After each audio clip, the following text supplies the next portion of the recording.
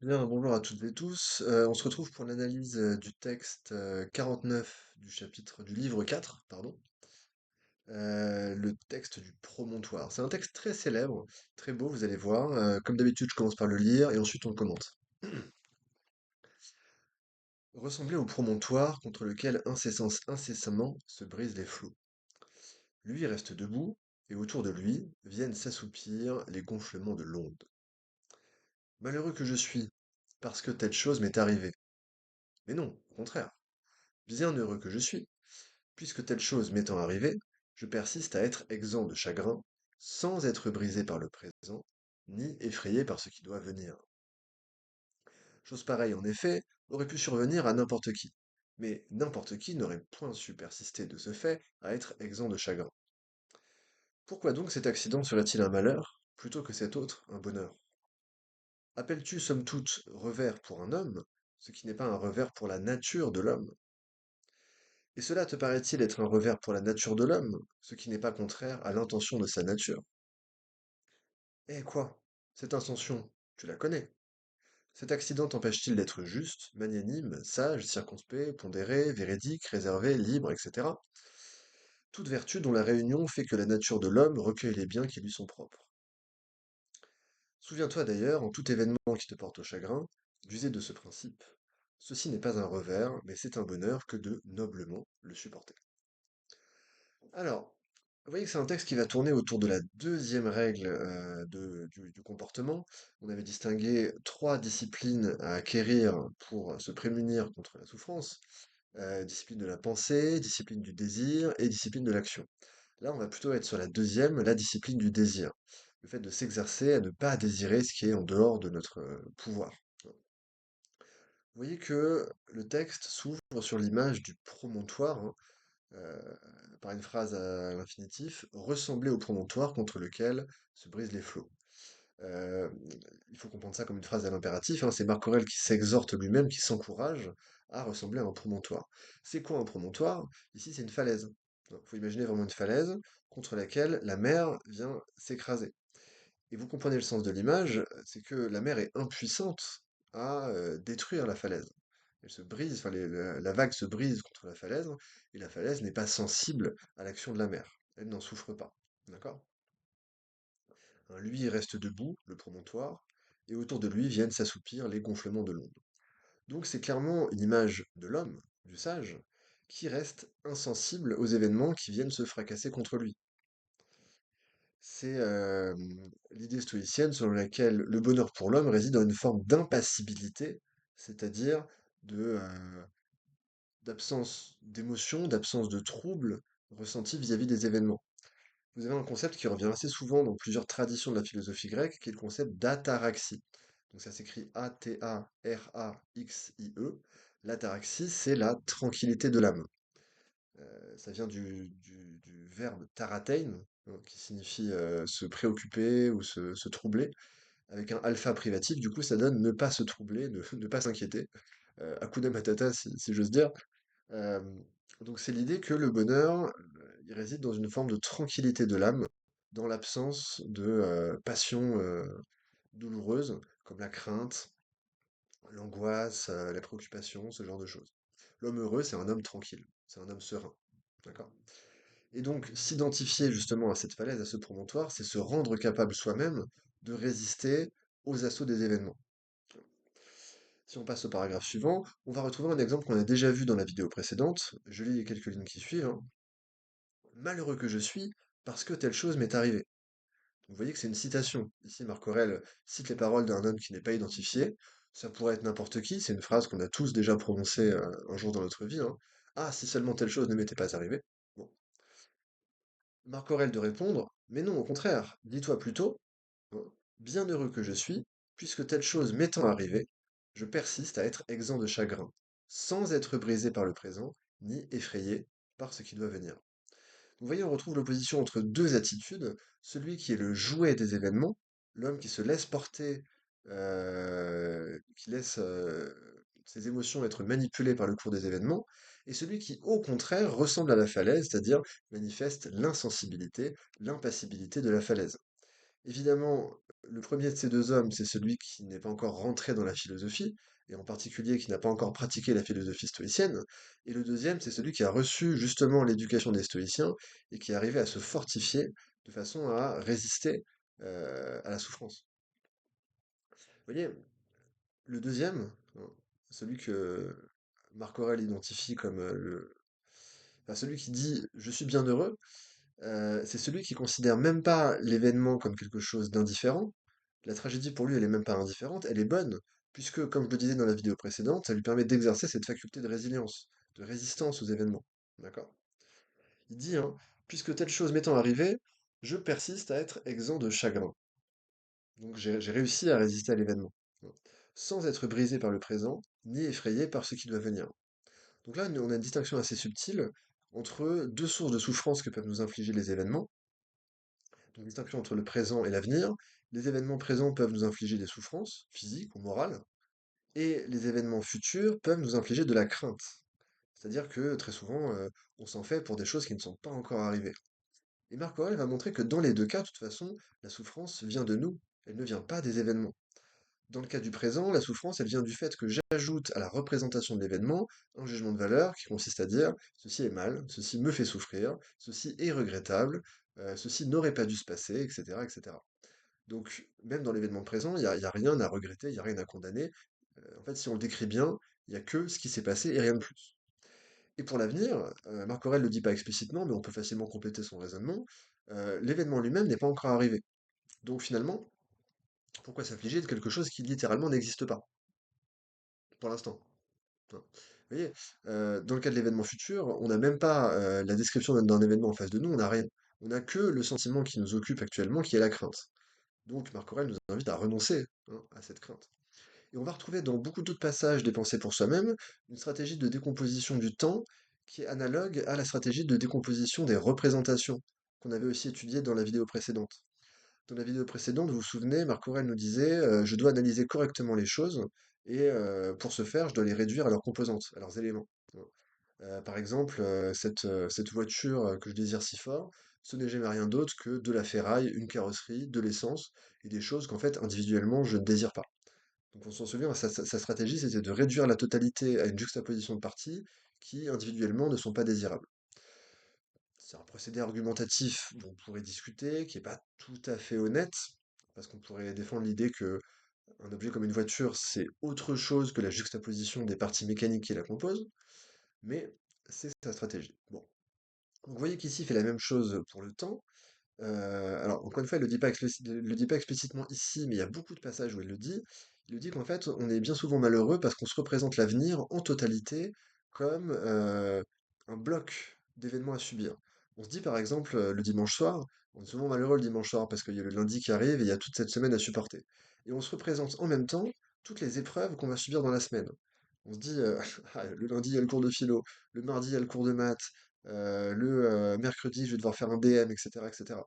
Et donc, tout arrive dans la tête en même temps. Et ce que Marc Aurèle nous invite à faire, c'est à décomposer, à dire, bah, le lundi, c'est pas le mardi, ce sera des jours différents. Donc, mes capacités d'endurance auront été renouvelées. J'aurai dormi, j'aurai mangé, j'aurai pensé à autre chose, je me serai diverti entre les deux.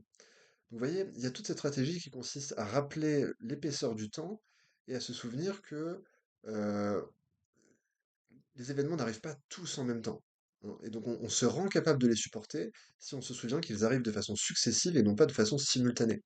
C'est aussi pour ça qu'il distingue entre le présent et l'avenir, et qu'il parle de cette peur de l'avenir. En fait, cette peur de l'avenir, elle est souvent causée par le fait qu'on se représente l'avenir en totalité comme un bloc, au lieu de distinguer entre les différentes étapes qu'on va traverser, mais pas en même temps, hein, qu'on va traverser successivement. Bon. Donc, on reprend ligne 5 du paragraphe 2. Il nous dit, hein, chose pareille, en effet, donc là, par chose pareille, il veut dire un malheur, chose pareille aurait pu survenir à n'importe qui. Mais n'importe qui n'aurait pas su persister de ce fait à être exempt de chagrin. Ici, il fait très clairement la différence entre le stoïcien et celui qui ne l'est pas. Celui qui ne l'est pas, encore une fois, c'est le jouet du destin. Et le problème, c'est il va chercher à s'opposer au destin. Il va pas comprendre que la seule échappatoire pour lui consiste à accepter ce que le destin lui apporte. Donc ici, il souligne l'universalité du malheur pour l'homme. Tous les hommes peuvent être sujets à des événements graves, et en fait tous les hommes finissent par l'être un jour ou l'autre. Il y a toujours un moment dans la vie où on perd un emploi, où on perd un proche, où un objet qu'on aimait beaucoup finit par se casser, etc., etc. Bon, ça arrive littéralement à tout le monde. Mais dans ce tout le monde, il y a des gens qui se sont donné les moyens de supporter la perte, et d'autres qui vont être victimes de cette perte. Donc la philosophie de Marc Aurèle, c'est aussi un médicament contre la perte qui passe par une thérapie de l'attachement. Cette thérapie de l'attachement, elle consiste à nous dire, euh, attachez-vous à ce qui ne dépend pas de vous, et fatalement, vous serez malheureux, puisque fatalement, vous allez perdre ce à quoi vous êtes attaché. Donc, l'enjeu pour lui, c'est d'appartenir à ce second groupe en écrivant ses textes, et donc en se souvenant que, que lui, il est stoïcien, et donc que lui, il a appris à résister à la perte, à résister à la souffrance et au malheur. Il a appris à dompter son désir pour justement ne pas désirer ce qui n'est pas en son pouvoir. On avance un peu. Pourquoi donc cet accident serait-il un malheur plutôt que cet autre un bonheur? Alors, a priori, ça ressemble à une question stupide. Il est en train de nous dire, pourquoi est-ce que perdre un proche c'est un malheur alors que gagner au loto c'est un bonheur? Dit comme ça, c'est une question stupide. Perdre un proche est évidemment un malheur parce que ça nous fait de la peine, alors que gagner au loto est évidemment un bonheur parce que ça nous rend riches, et donc ça nous rend, sinon heureux, du moins joyeux. Donc on a envie de trouver que c'est une question bête. Mais évidemment, c'est pas du tout une question bête, puisqu'ici, il sous-entend l'idée que l'accident, ce n'est pas la même chose que le malheur, et que dans l'accident n'est pas contenu le malheur. Le malheur, c'est quelque chose que nous, que notre émotion, ajoute à la description de l'accident. Hein. Par accident, il faut entendre quelque chose qui n'est pas prévu, qu'on n'avait pas prévu. Donc là, dans cette ligne, le mot accident n'a pas forcément un sens négatif, puisque il dit pourquoi cet accident serait-il un malheur plutôt que cet autre un bonheur. Donc il y aurait des accidents heureux, si on veut. Donc là, vraiment, par accident, il faut entendre tout ce que la vie peut contenir d'imprévu, aussi bien la perte d'un proche que le fait de gagner au loto. Donc voilà, pourquoi donc cet accident serait-il un malheur plutôt que cet autre un bonheur? En fait, il sous-entend une réponse qu'il donne pas. La réponse, c'est que c'est nous qui ajoutons le malheur à la perte du proche. Et inversement, c'est nous qui ajoutons la notion du bonheur au fait de gagner au loto. C'est-à-dire que c'est notre désir, enfin, c'est la joie que nous procure l'enrichissement qui constitue le bonheur de l'événement. Mais ça veut dire que l'événement en lui-même n'est pas un événement heureux. Le fait de gagner au loto n'est pas un événement heureux. Le bonheur, il n'est pas dans le monde, il n'est pas à l'extérieur, il est en nous.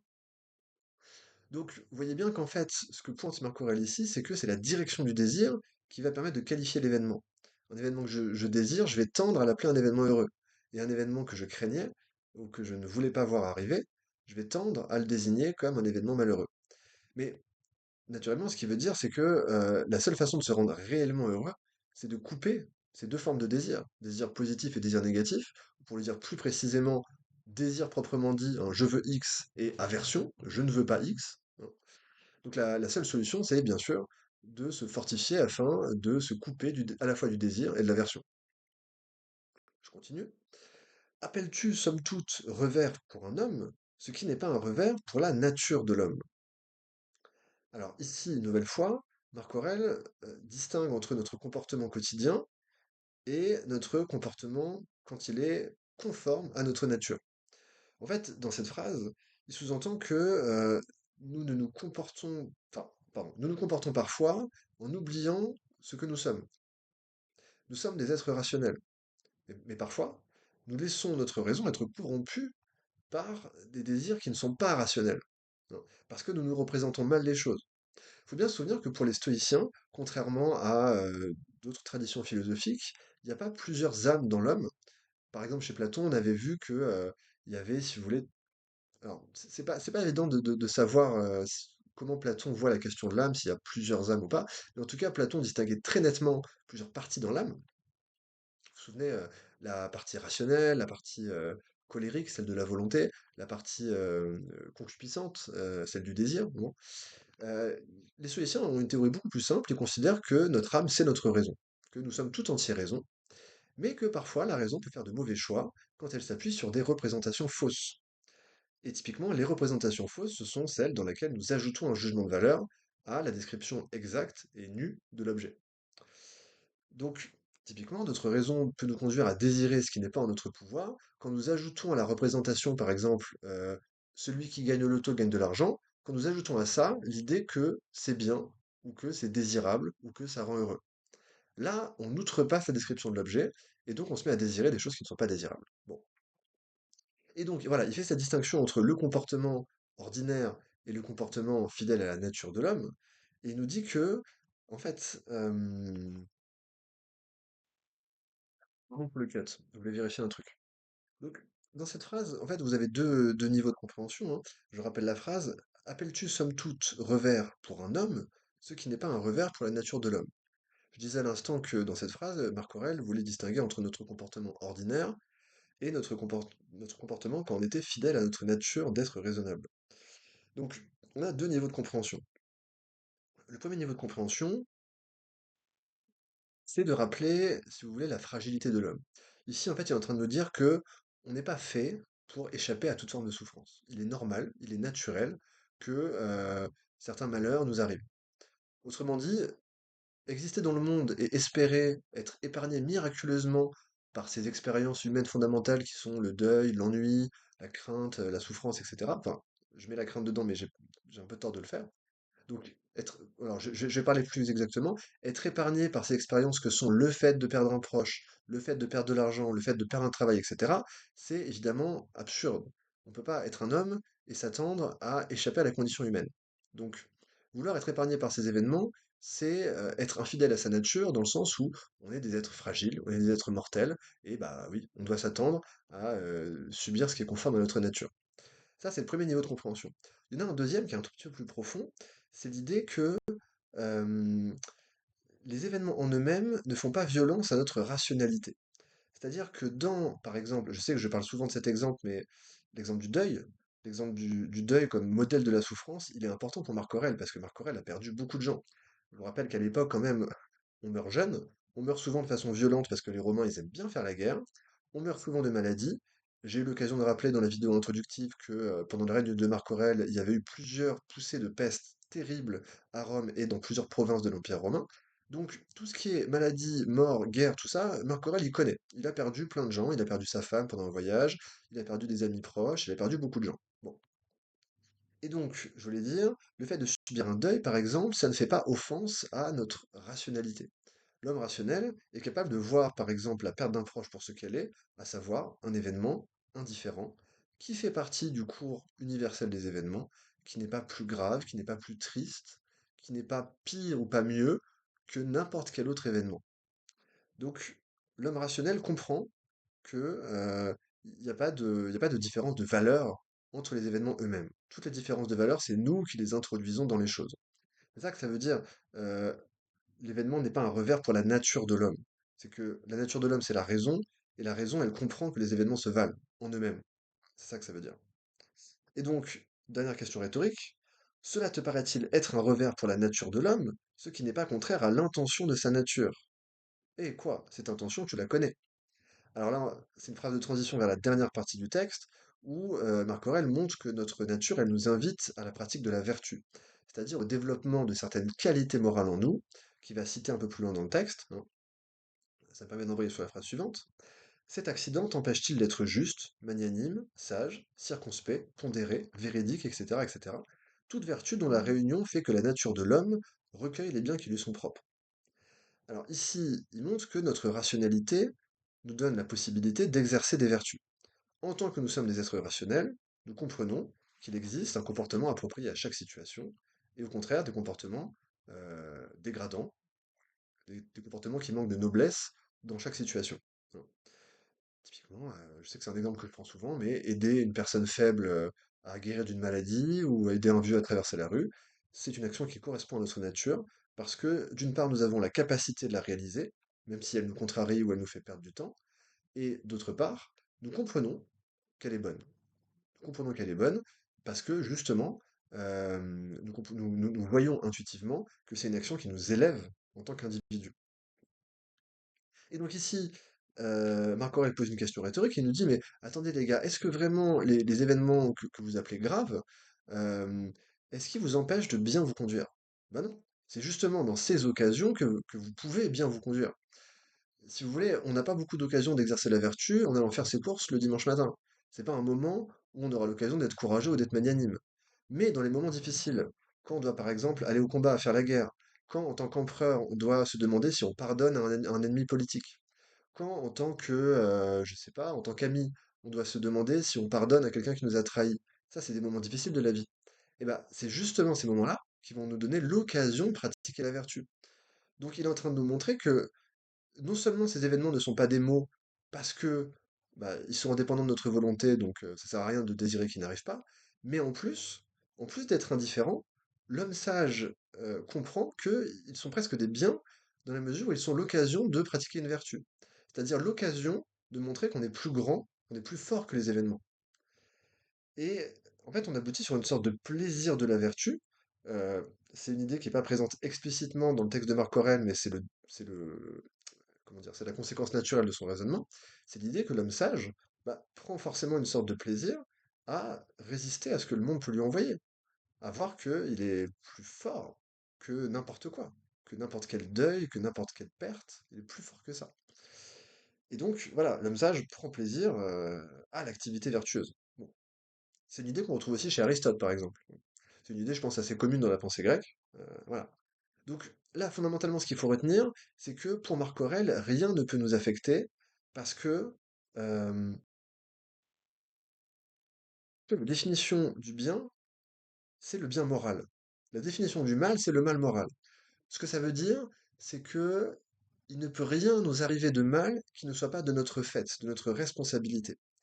En fait, Marc Aurèle, il pense que pour le sage, le malheur, ça n'existe pas vraiment.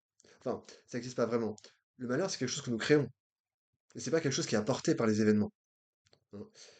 Il y a pas de mal au sens d'un mal subi, il y a que du mal au sens du mal commis par ignorance, ignorance de la nature, ignorance de notre rationalité. euh, et pareil pour le bien, gagner au loto, ce n'est pas un bien. Ce qui est un bien, c'est de comprendre quelle est notre nature et quelle est la nature du monde. Et aussi, troisièmement, hein, quels sont les rapports appropriés avec les autres. Mais donc, il y a une identification du bien au bien moral et une identification du mal, pardon, au mal moral. Et sur ce point, les stoïciens vont se distinguer des autres traditions philosophiques, puisque par exemple les épicuriens, qui sont les grands adversaires des stoïciens, les épicuriens identifiaient le bien au plaisir. Ils disaient le bien, c'est-à-dire ce que l'homme doit poursuivre dans sa vie, ce qu'il doit chercher dans sa vie, c'est le plaisir. Pour les stoïciens, c'est clairement pas le plaisir. C'est la conduite juste, c'est la conduite vertueuse. C'est ça qu'on doit chercher. Et cette conduite vertueuse, elle est à la fois permise et requise par notre rationalité. Dernière phrase. Souviens-toi d'ailleurs, en tout événement qui te porte au chagrin, d'user de ce principe. Ceci n'est pas un revers, mais c'est un bonheur que de noblement le supporter. C'est exactement ce que je vous disais plus tôt sur le plaisir de la vertu, c'est-à-dire que le sage, donc le stoïcien en fait, euh, il jouit de sa supériorité vis-à-vis des événements. Il est content de trouver, de comprendre que finalement rien ne peut l'affecter, que les pires tragédies qu'on puisse imaginer ne sont rien pour lui. Donc vous voyez, il y a quelque chose de très fort dans le pari stoïcien. Il y a ce pari de pouvoir résister à n'importe quoi, qui est un pari presque mégalomaniaque. Il y a eu beaucoup de critiques chrétiennes des stoïciens, en particulier et maintenant de Pascal, Blaise Pascal, hein, qu'on a étudié en cours. Pascal reprochait aux stoïciens de couper l'homme de Dieu et de, en fait, de donner une représentation orgueilleuse de l'homme. Comme si l'homme pouvait n'avoir besoin de rien, ni de personne, ni de Dieu, ni de... Voilà, il n'avait besoin d'aucun secours pour mener sa vie heureusement et pour résister à tout ce qui pouvait lui arriver. Évidemment, pour Pascal, qui était violemment chrétien, on avait besoin de l'aide de Dieu. L'homme n'était rien sans Dieu. Mais donc, cette critique chrétienne des stoïciens, elle permet aussi quand même de mettre en valeur ce point central chez les stoïciens qui est un stoïcien n'a besoin de rien, il n'a besoin de personne, il n'a besoin que de lui-même et de pratiquer l'enseignement qu'il a reçu. Voilà. Alors donc on pourrait dire oui, en soi le stoïcien il a quand même eu besoin de recevoir des cours, de comprendre le stoïcisme, mais une fois qu'il a été formé, le but c'est vraiment de devenir une sorte de citadelle, on a déjà employé cette métaphore, susceptible de résister à tout. Donc, bilan de ce texte. C'était un texte, on a vu, qui tournait autour de la discipline du désir, hein. Marc Aurèle nous invite à régler nos désirs de façon à ce qu'on ne désire que ce qui arrive, donc qu'on ne désire pas ce qui ne peut pas arriver, et qu'on cesse de regretter ce qui doit forcément arriver. En réglant ces désirs, se permet de résister à n'importe quoi. Il n'y a plus de déception pour nous, il n'y a plus de souffrance, il n'y a plus d'espoir déçu non plus. Il y a, il y a que la sérénité du sage. Voilà.